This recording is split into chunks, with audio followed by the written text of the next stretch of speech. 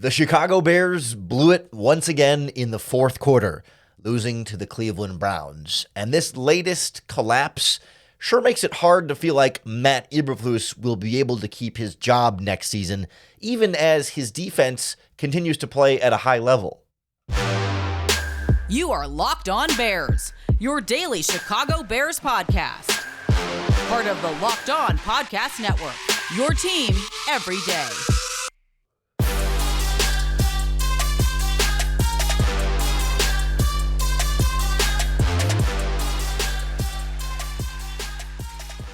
This is Locked On Bears, and I'm your host, Lauren Cox. I'm here to bring you your daily, in-depth Chicago Bears news and analysis.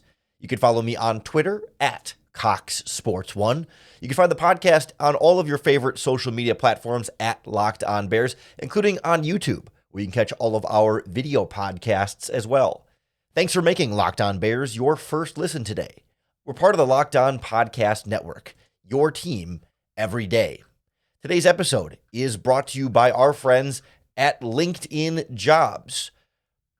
These days, finding the right candidates for your small business can be difficult, and LinkedIn Jobs helps you find the qualified candidates you want to talk to faster. Post your job for free at linkedin.com/lockedonnfl. That's linkedin.com/lockedonnfl to post your job for free. Terms and conditions apply. On the show today, we look back over a familiar feeling Bears loss. Another lead going into the fourth quarter, another lead erased, a defensive collapse at the end, and the offense unable to finish it out with points over the top, leaving us kind of back where it feels like we've been with this Bears team. We'll go through some of the good and bad on both sides of the ball, what it means for Justin Fields, what it means for Matt Eberflus, and what it means for the rest of this Bears season, as they're not technically eliminated from the playoffs, as far as I can tell, but functionally eliminated from the playoffs. I think the story for me in the loss starts with the struggles offensively throughout the game. That yes, the defense absolutely blew it down the stretch and gave up, way too many points there in the fourth quarter, and particularly like late in the fourth quarter, giving up 2 field goals and a pretty bad touchdown in there. And there's some defensive trends that were concerning, despite how well the defense more broadly played. I mean, you give up 20 points overall. That's a good enough defensive performance, but it's the offense's inability to score more than 10 points on their own. 7 of those 17 were a pick six. The Bears had one touchdown drive that started at the 1 yard line, and it still took them 4 plays plus 4 penalties to be able to even get a touchdown on that 1 yard touchdown drive. And that touchdown came on a heroic, incredible play from Justin Fields, doing a lot of the work himself in order to find Cole Kmet in the corner of the end zone there. Like, it was so difficult for this offense to score any sort of points whatsoever, albeit against a good Cleveland Browns defense in poor weather conditions. But this felt like a little bit more than just, oh man, that defense was more talented than you. You just came up against a really good group and they had your number. Ah, shucks. It felt like a bit more than that. The constipation of this offense when you're going up against a Browns defense that's still very good, still has Myles Garrett and Zadarius Smith that we talked about in the preview podcast, but missing both of their safeties, missing one of their top linebackers, missing some of their other depth across the defense. Like, this is not a full strength, top flight Cleveland Browns defense, and the Bears offense still had opportunities here and there, but it's a dropped would-be touchdown pass by Robert Tonyan, or if not a touchdown, a huge explosive play that at least sets up points, if not a touchdown, on that very play. You get drop passes later in the game. You get Darnell Mooney, obviously unable to come down with that Hail Mary, which I think he's probably going to get more criticism from than he deserves. Like, yeah, it landed in his lap, but he's falling. He's kind of got pushed over. He's falling backwards. He needs to catch that ball, but they shouldn't have even been in the Hail Mary situation in the first place. And it's the deflection off the Hail Mary, so can you be mad at a guy for not catching a deflection? Like, I think we could have a longer discussion about the Darnell Mooney play, but I think a lot of other things went wrong before that offensively, including, Darnell Mooney not holding on and sustaining a block on that 4th and 1 play where Fields was scrambling and got tripped up and had to dive towards the first down marker and ultimately ends up being tackled short. Like, there were a lot of moments throughout this game where this Bears offense just wasn't doing it and wasn't able to finish these drives, wasn't able to sustain success, couldn't really run the ball very consistently at all. Deontay Foreman finished with 6 carries for -6 total yards. Khalil Herbert finished with 6 carries for 8 total yards. Herbert and Foreman combined for 12 carries for 2 yards. Like well under 1 yard per carry with 2 of your top running backs. Obviously, Roshan got a little bit more going. He had a big run where he found some room in there. Justin had a couple of nice runs. And even Velus Jones had a couple of decent runs in there. So the team finished with 88 rushing yards. But they did not have like a consistent ground game that their offense could rely on. They quite often were getting stuffed and got into 2nd and 12 and 3rd and 15 type situations where Fields and company couldn't really move the offense from there. Felt like the play calling from Luke Getsy was holding them back in a lot of different ways. Like there was a 3rd and 5 in the first half where they called the slot fade and where DJ Moore is just running a decoy curl route that's never really supposed to be open. It's just supposed to kind of hold the corner so the slot fade can go by. And it's just like, why is it 3rd and 5 and DJ Moore is not really running a route beyond the sticks, not really running a route to get open, but just running a route to occupy space and try and free up someone else on the play when he is your best wide receiver, your most productive receiver. And it took a heroic sideline play from Tyler Scott to even get you down into Hail Mary range. And, you can sort of talk about Matt Eberflus and whether or not the decisions to not attempt field goals in a couple of those spots we've certainly complained about them attempting field goals too much. But to me, it felt like the Bears offense just keeps getting in its own way and keeps making life difficult for themselves. Yes, Myles Garrett was disruptive and made it more difficult. But Myles Garrett did not derail the whole Bears offense. He caused them some problems, but it wasn't like, the Bears can't do anything because every play Myles Garrett is right there in Fields' face. He was annoying. He was a problem, but didn't keep the Bears from doing everything they wanted to do. It was the lack of running. It was the lack of consistency in terms of the passing game finding room. It was the lack of any sort of finish on these drives and staying behind the sticks instead of ahead of the sticks, and some questionable play calling in there. And then, of course, you get the big dropped passes, you get 2 muffed punts, and even a couple of really nice Justin Fields plays. The end zone touchdown, the one to Robert Tonyan, he made some really nice throws in this game, and that's not enough when everything else is going wrong for your offense. And yet, your defense is setting you up with a pick 6, with great field position on drives. 3 picks of Joe Flacco, and otherwise doing a good job against this Browns offense for the vast majority of the game. So you got to give them a lot of credit, and makes the offense look worse when they're getting so much defensive help and can't do their part. And also at the end, we're left with a sour taste in our mouth with the defense because once again, they completely blow it at the end of the game. So we'll look at the otherwise really good, but then some frustration that still lingers with this Chicago Bears defense next on Locked On Bears. This episode of Locked On Bears is brought to you by our friends at LinkedIn Jobs. When you're hiring for your small business, you want to have as many top-tier candidates as possible to interview. That's why you have to check out LinkedIn Jobs, because they have the tools to help find the right professionals for your team faster and for free. I'm on LinkedIn. I bet you're on LinkedIn. And if you're not, a lot of your friends, family, and coworkers are all on LinkedIn. So you can get access to LinkedIn's vast network of more than 1 billion professionals, which makes it the best place to hire. And LinkedIn knows that small businesses don't always have the time or resources to focus on hiring because you're already wearing so many hats. But with LinkedIn, the process is intuitive, quick, and easy, with a feature that even helps you write job descriptions, making the process even quicker and easier. Post your job for free at linkedin.com/LockedOnNFL. That's linkedin.com/LockedOnNFL to post your job for free. Terms and conditions apply. It felt like a really strong performance from the Chicago Bears defense for the vast majority of this game, picking right back up where they left off. And I, again, am left feeling like even though they crumbled at the end and allowed a big touchdown and a couple of field goals in the fourth quarter to the Browns, at the end of the day, giving up only 20 points from a defense is good enough to win, is more than enough to win, especially when you add on the 7 points that they scored on a pick 6 and the other interception from Eddie Jackson that should have probably been a pick 6 but was stopped down at the 1 yard line. It was almost like 2 pick 6s, but it did directly result in 7 points for the offense. Like, this Bears defense essentially set up 14 points for their offense and only allowed 20 points to the defense. Like, the Bears offense on its own just needed to generate 6 points and couldn't really do that in this game, and that's why they lost. So the takeaway to me is not like, oh man, this Bears defense is bad all of a sudden. But I am left confused, concerned, just like without an answer as to like why this keeps happening to the Bears defense, where for some reason you get to like the final 4 minutes of either half and they fall apart. In this game, that's when the Browns scored with 3:48 to go in the first half. The touchdown to Njoku in the back of the end zone. That was a really nice catch, really nice throw. Like that wasn't bad defense per se, but all season long, you get about 4 minutes and under in the first half and 4 minutes and under in the second half, and that's when other teams are scoring on this Bears defense. And I don't know, is that play calling? Is that Eberflus switching up his coverages and being too soft in zone coverage?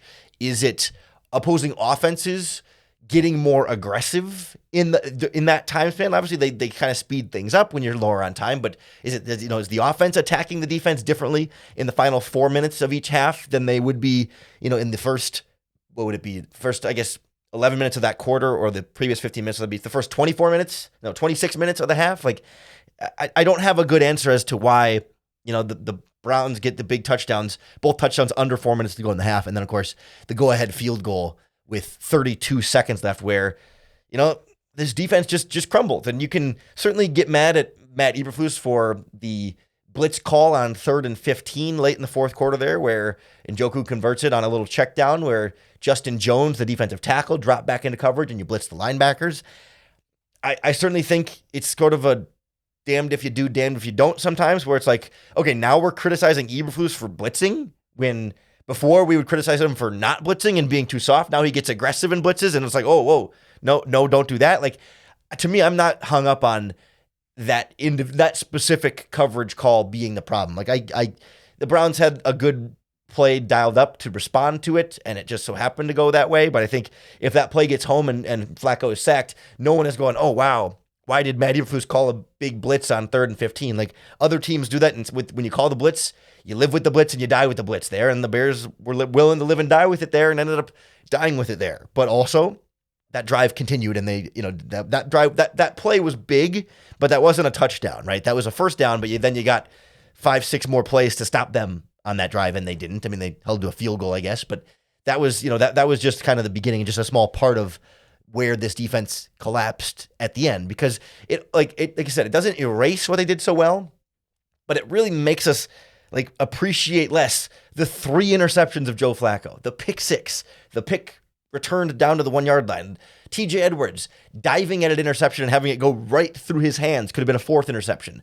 Jalen Johnson jumped on a curl route perfectly and got kind of bopped out of the air by, I think it was Amari Cooper, could have been a 5th interception on Joe Flacco in this game. And, maybe those interceptions wouldn't involve because it was later on the same drive, but you know what I mean? Like, they had all these different opportunities, took advantage of a lot of those opportunities. But like the play after Jalen Johnson gets his interception broken up by Amari Cooper, the very next play is when Joe Flacco hits Amari Cooper deep past Tyreek Stevenson. Like, they're able to, that was like late in the first half, I believe.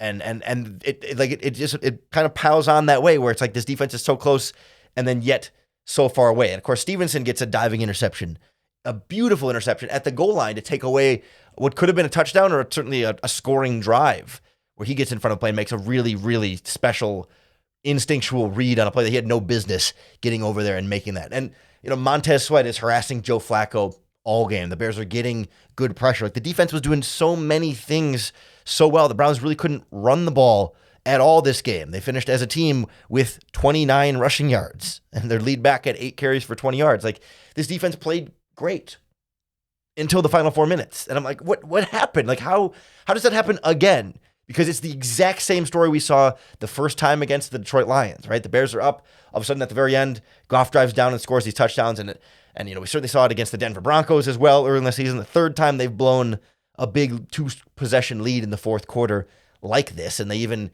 kind of made life difficult for themselves at the end against the Vikings. And there have been other games this season where the defense slips at the end and things get worse or scary or closer, make life harder on this Bears offense. And I don't understand why it is that they're struggling to finish. Like, it makes sense to me when the offense sputters out, because we've seen the offense do that throughout the course of the season. That to me is a little bit less mystifying. But when the defense goes from so great to all of a sudden letting Joe Flacco march down the field on them again, like, I'm still sort of seeking an answer for that, and hopefully the All-22 film can give us a little bit more of an answer there, but I suspect every situation's a little bit different, and you're going to find 5 or 6 things that they all did wrong in each of those spots where it's like, oh man, on this play it was the blitz not getting home, and on this play, it was a miscommunication of coverage, and then all of a sudden it's like there's not one thing that you can point to, but it's like I don't understand why those mistakes or those problems all wait to happen until the very end. Like that's I think what we won't be able to find a direct answer to. But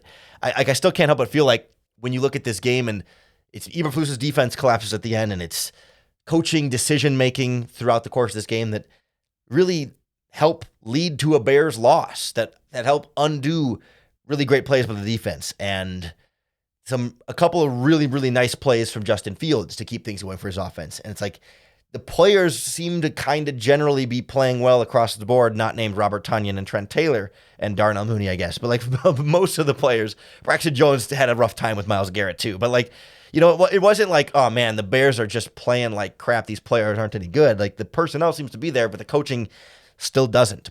And as well as this defense has played, it still feels like, hey man, head coach, this one's on you. Like this is on your coaching staff. The players didn't fully botch this one. I mean, can the Bears lose? Can you blame it all on Robert Tonyan and Darnell Mooney? Like I think it goes a little bit deeper than that in this loss, although they certainly are the poster boy big scapegoat contributors there. But all it leaves is the Bears not officially out of the playoffs, but functionally out of the playoffs, and kind of wondering what the rest of the season even is going to look like and what it's going to mean and what the future will hold. We'll kind of ask ourselves what's next and try and find some of the answers to that very question next on Locked On Bears. This episode of Locked On Bears is brought to you by our friends at FanDuel, America's #1 sportsbook. If you've never played with FanDuel, you got to get in on the action now before the season wraps up, because new customers will get $150 in bonus bets when you place any winning $5 money line bet. So if you had bet $5 on the Browns straight up to win this game, you would have got, your $4 or $5 from the bet winnings for them being correct, and then FanDuel would add an extra $150 in your account just for using our promo code and our URL, FanDuel.com/lockedon. So if you've been thinking about trying FanDuel, there's no better time to get in on the action. Their app is safe, secure, super easy to use, and you can use all that bonus bets on all your favorite spreads, player props, over-unders, and more for the last 3 Bears games of the season or any of your favorite sports. Anything you want to play with, they've got it at FanDuel. So visit FanDuel.com/lockedon and finish this NFL season strong. FanDuel, official partner of the NFL. So the Chicago Bears get their 9th loss of the season, officially guaranteeing they will finish under 500 for, I think I saw like the 7th time in the 11 years since they fired Lovie Smith, and certainly back-to-back seasons under Matt Eberflus and et cetera, et cetera. And you're kind of left wondering, like, all right, like we had playoff hopes there for like a week or 2, maybe. I mean, it depends on when you really started, if and when you started to maybe believe that playoffs could be possible here. I mean, it certainly was possible. And as we sit here today, the playoffs are still technically possible. In the longest of long shots, mathematically, there is a path for the Chicago Bears to still make the playoffs. But as I was playing with those playoff simulators and stuff, or the sort of the playoff machines where you can essentially run through the results of all the games and see then who gets in the playoffs if these teams lose these games and these teams win these games. Essentially, along the lines of like the Bears need the Vikings to lose out, so the Bears would essentially tie the Vikings at 8 and 9.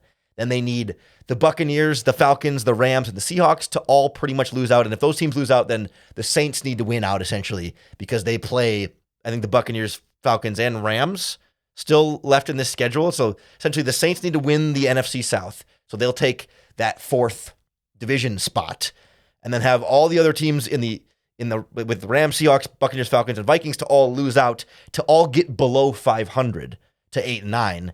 And then the Bears need to win out. And then with that, they would have, I believe, enough tiebreakers over the Vikings and the Seahawks and, the Rams and Buccaneers and Falcons in there to make it into the playoffs below 500 at 8-9. All they need is for the Carolina Panthers to win, I think, 3 of those. I think the Panthers play the Buccaneers and the Falcons still this season, so they need the Panthers to beat them both in order for those teams to lose out. Like the Bears would need some pretty unlikely results to come from some of these football games between teams where pretty sure the Vikings are going to win, some of these teams that they play against. The same with the Buccaneers and the Falcons. Like teams that they need to lose out would have to lose to some pretty bad teams. The Giants would need to win a few more games this season as part of this process. So it's not 0% chance, but it's about as close to 0 as you can possibly get. And that includes the Bears needing to win out against the Cardinals this week, which shouldn't be too much of a problem. We'll talk about that later on. But then the Falcons after that, which is part of the Falcons needing to lose out, I guess, and then the Packers in Week 17, who had a nice loss to the Buccaneers on Sunday. So, it's still possible for the Bears to win out. Those are 3 winnable games, but it's a lot less likely that all of those 5 other teams all lose all the games that they're supposed to in order for the Bears to find some way to get in the playoffs. Functionally, practically, in all likelihood, the vast majority of the outcomes say Bears are not going to make the playoffs. I know that's it seems obvious, but I think it's important to understand the distinction there between not mathematically eliminated, but they're not making the playoffs here. It would be you have better chances. Somebody I tweeted it out and somebody responded about the same odds as getting all the lotto balls right on your lottery ticket. That's kind of where it feels like the Bears are right now. At R.A. Ramirez, I can't even pronounce his Twitter handle, but he said, and I need 6 numbers on the lotto to hit. Yes, the Bears need 6 numbers on the lotto to hit in order to make the playoffs. It's not happening. And so now what? The Cardinals, the Falcons, both at home, and then the Packers on the road. Do the Bears have much to play for at that point? I mean, Justin Fields does. Justin Fields is playing to prove to the Bears and to 31 other teams that he should be their starting quarterback next season. Matt Eberflus, Luke Getsy, coaching for their jobs to try and prove that, hey, we still belong as this coaching staff for the following season. But I start to feel like if I'm a guy I don't know, DJ Moore or even Montez Sweat, what am I playing for at this point, right? I've got my contract. I'm making a lot of money and I'm locked in pretty good. I'm not fighting for my job. I'm not fighting for my next contract, not fighting for my next deal. I don't have a lot to gain by putting my body on the line. And I just wonder, not that I question those guys specifically, but I just wonder in general of these last 3 games, since we're kind of essentially eliminated from the playoffs mode, will there be players that stop trying as hard if they have less to play for? Jalen Johnson, still playing for his next contract. I don't know that he needs to ball out over these 3 games. I don't know that these 3 games are going to go a long way towards how much he gets paid. I think he's already in line to get paid big, so maybe there's a motivation to just stay healthy over these last 3 games, but he's entering free agency, so there's something there. I guess, I mean, it's not like there's a lot. I mean, Darnell Mooney has been playing not great, but I would certainly think if I'm him, I'm motivated to try and get some good tape on tape just to wrap up the season for my next team, because it sure doesn't feel like he's going to be back with the Chicago Bears at this point. Same with Robert Tonyan in both fronts. He'll be a free agent. He's played like dog crap all year.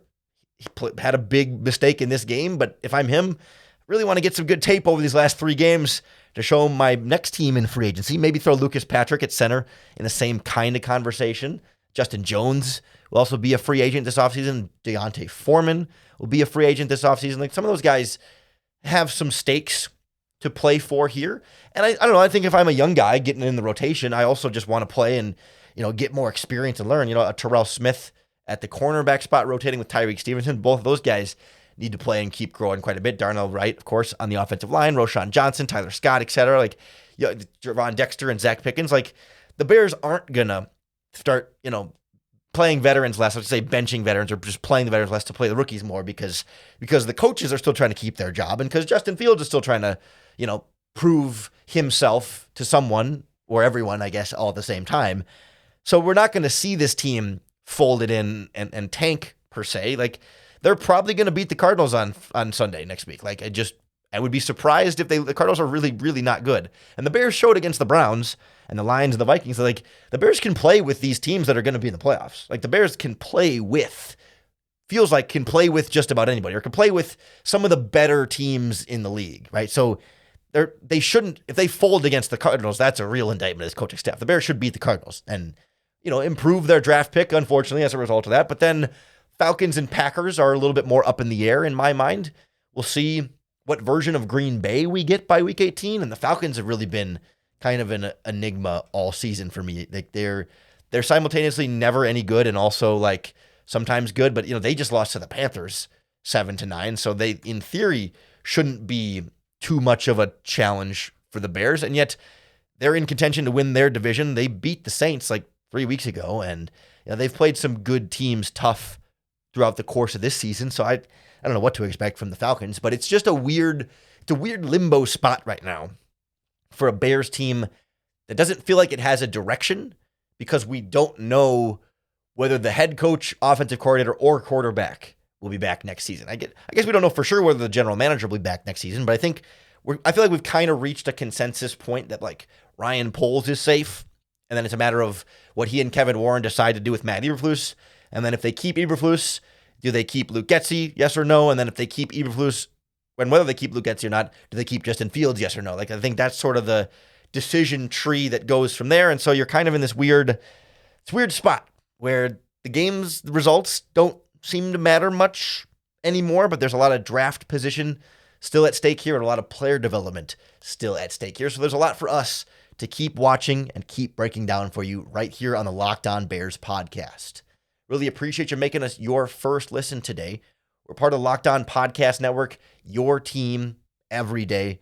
Come on back tomorrow, make us your first listen again. Make sure you're subscribed on YouTube or wherever you listen to podcasts. We'll break down some of the All-22 film from this game, see what we can glean about what went wrong. Before you know it, we'll have Crossover Thursday with Alex Clancy from Locked On Cardinals, and we'll get you ready for Christmas Chicago Bears football this season. That'll be interesting. I hope you're having a happy holiday season up to this point, and even as the Bears lose a tough game against the Browns, I hope you can still find a little bit of time, just a little bit of time, to bear down.